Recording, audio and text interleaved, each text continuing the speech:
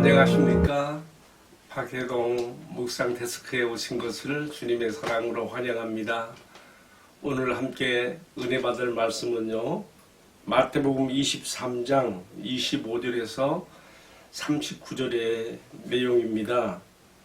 예수님의 7가지 화를 바라시는 그 마음을 읽어보는 그런 시간이 되겠습니다. 저는 23장 25절부터 28절까지 그리고 마지막 단락인 37절부터 39절까지를 봉독하도록 하겠습니다. 화 있을진저 외식하는 서기관들과 바리새인들이여, 찬과 대접의 것은 깨끗이 하되 그 안에는 탐욕과 방탕으로 가득하게 하는도다.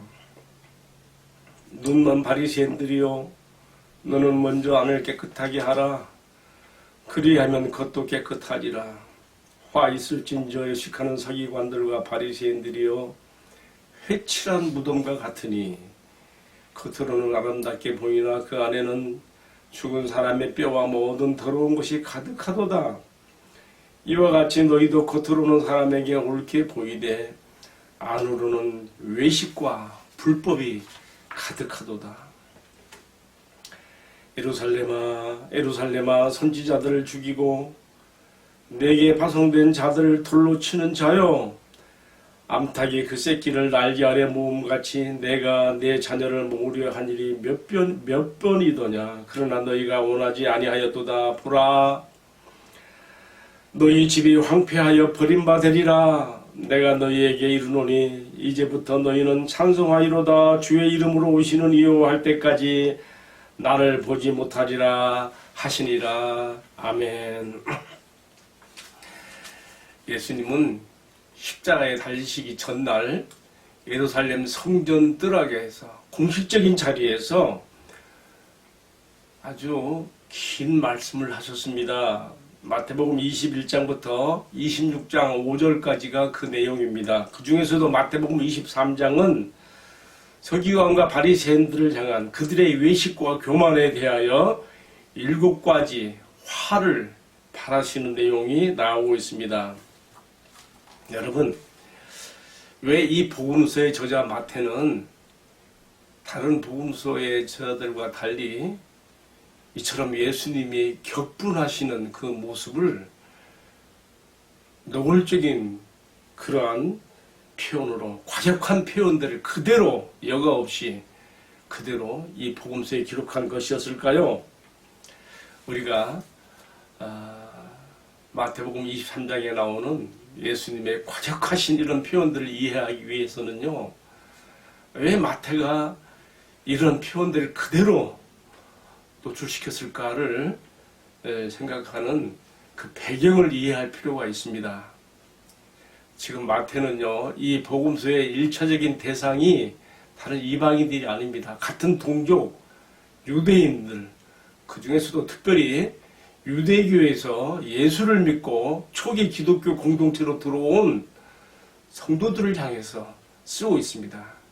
우리가 히브리서에 나오는 말씀에서도 우리가 엿볼 수 있습니다만은, 당시 초기 기독교 안에는요, 유대교와 예수님으로 말미암아 탄생된 기독교 공동체 그 사이에서 갈등하는 교인들이 많이 있었습니다.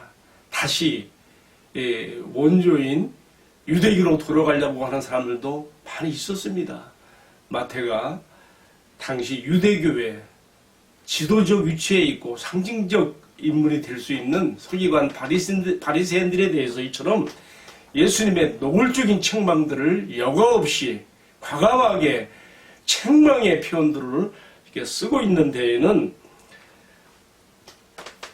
그만큼 흔들리고 있는 유대교 그리스도인들에게 너희가 어느 쪽에 서야 될 것이냐, 예수님의 책망을 통하여서 그들이 참 생명이신 예수님과 초기 기독교 공동체 교회에 그들을 있어야 한다는 것을 배경으로 두고 이런 말씀들이 주어지고 있다 생각해 보게 됩니다. 이제 오늘 저는요, 예수님의 7가지 화를 바라신 말씀 가운데 3가지를 또 생각해 보려고 합니다. 어저께 우리가 4가지 화에 대해서 말씀을 나눴습니다. 오늘은 이 3가지 화를 또 우리가 보게 되는데요. 예수님께서 아주 직접적으로 서기관과 바리새인들을 향하여서 책망하시고 질책하신 말씀이지만은 우리가 이것을 다만 그들에게만 적용되는 말씀으로 끝나면 안 됩니다. 예수님이 지극히 싫어하는 것이 무엇인지를 이 말씀 속에서 우리가 깨달으며 우리가 반면교사로 삼아야 되지 않겠습니까? 그런 의미에서 예수님이 지극히 싫어하시는 것이 무엇인지 생각해 보고자 합니다. 첫 번째로는요, 예수님은요, 표리부동한 것, 즉 겉과 속이 다른 것을, 그런 사람들을 싫어하십니다.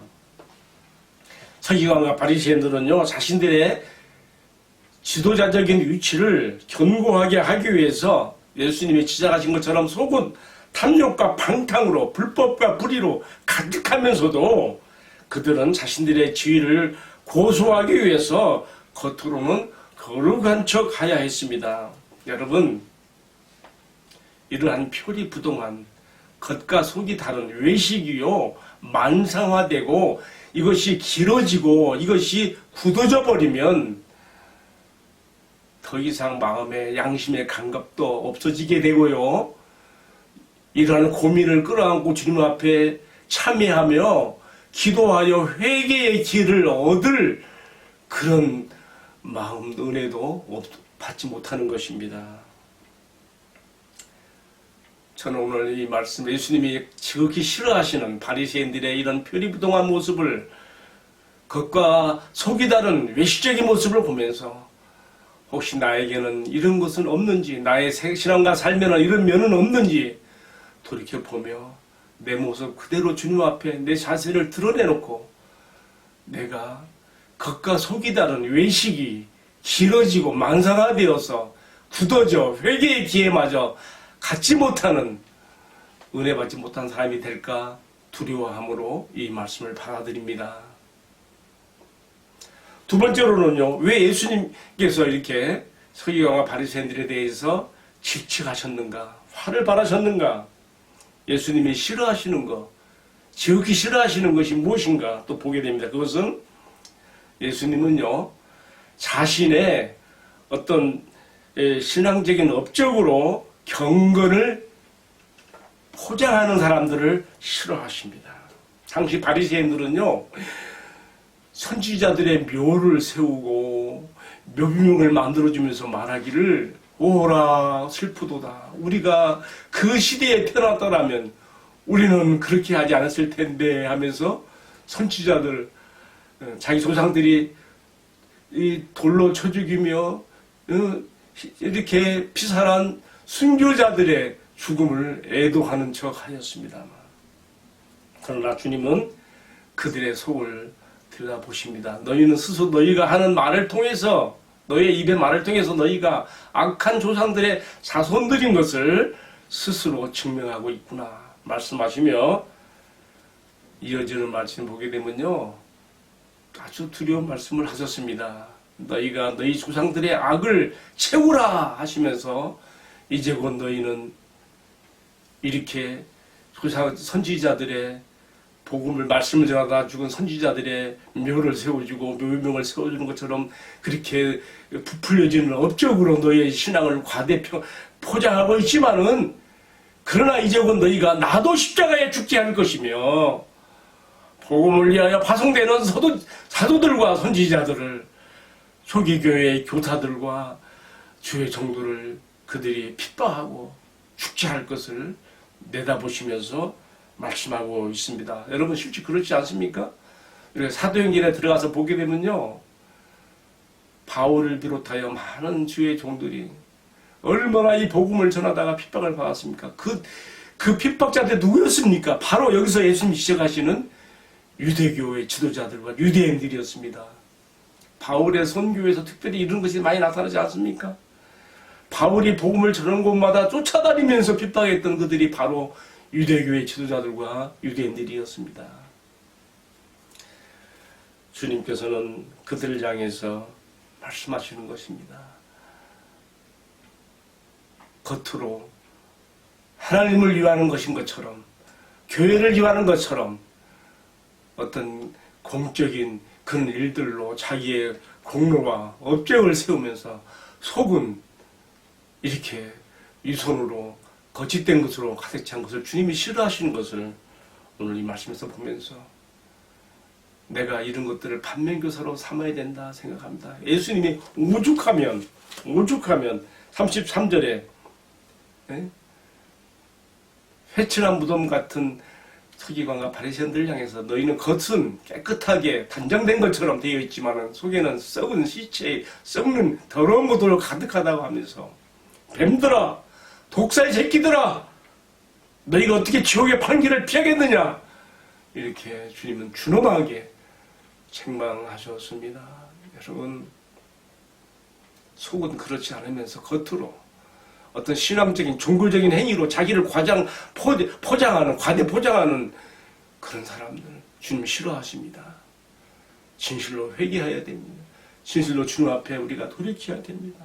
저는 특별히 뱀들아, 독사의 새끼들이라는 말을까지 주님께서 쏟아내는 것을 보면서 주님, 나의 신앙이 간사하여 내가 마치 뱀 같고 뱀의 색채와 같은 이런 혐오스러운 주님 보시기에 이런 간사함이 없게달라고 절로 기도하게 됩니다. 진실로 이것이 우리의 참회의 기도가 되고 주님 앞에 바로 서기 위한 기도가 되어야 할 줄로 합니다. 마지막 세 번째는요, 우리 예수님께서는 이처럼 하나님께 파송받아 하나님의 말씀을 증거하다가 피살된 선지자들의 핏값에 대해서 유대교의 장래에 심판이 있을 것을 예고하고 있습니다. 35절부터 36절까지 이 내용이 나와 있는데요.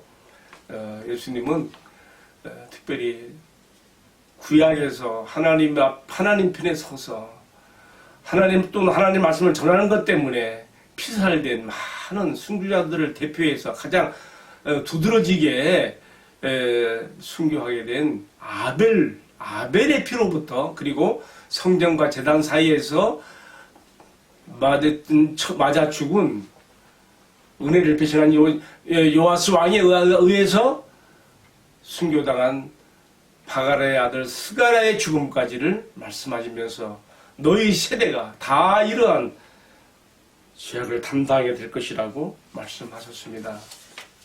여러분, 여기서 우리 한 가지 좀 의문점이 있어요.